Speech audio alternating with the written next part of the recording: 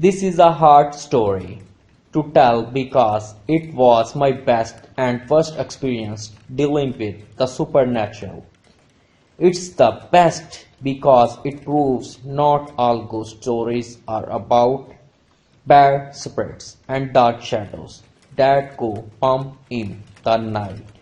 It's the worst because just you can imagine it was a week before the first Christmas after my grandpa died, and I had stayed the night my grandpa's home where only my grandma lived. My grandma was still taking it hard and I would be trying to help cheer her up. Me had just gone out to do more shopping for her.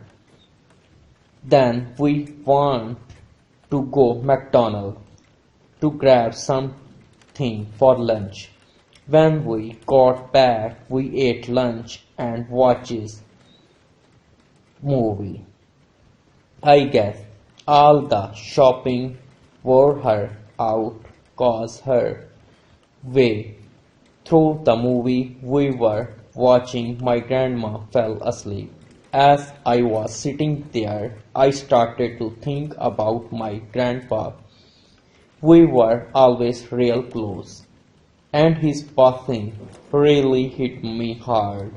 But I was trying to not show it around my grandma. I was missing him a lot. And I did not actually want to say any word because being there brought up all these memories of him and just made me miss him more. I never even went into his bedroom anymore cause it was just so sad.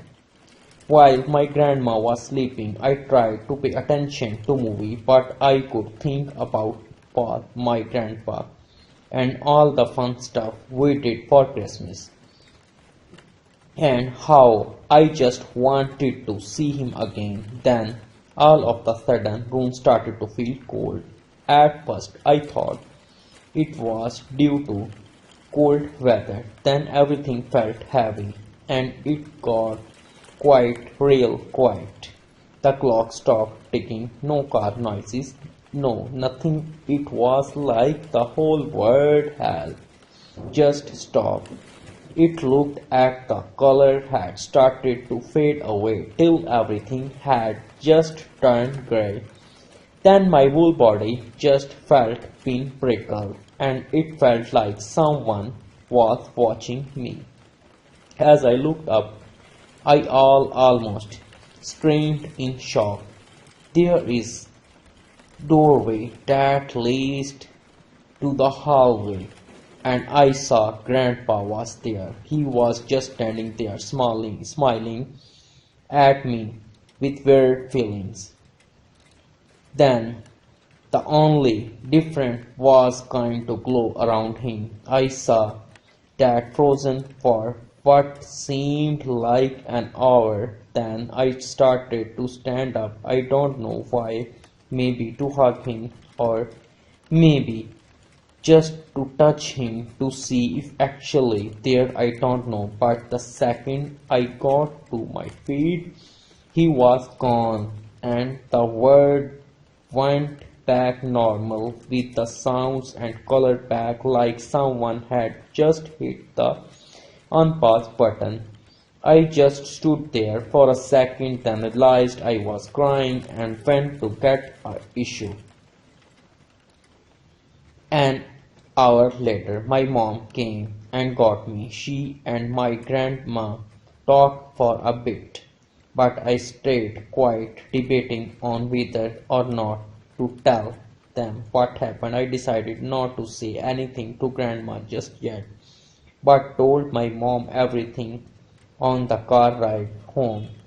When she noticed I was nervous about something, my mom was so shocked she had to pull the car over. She asked me like million questions, mostly if I was positive on what I saw, and each time I told her yes, and describing the whole thing over and over again. I then started to cry and she hugged me to calm me down even though she was crying too.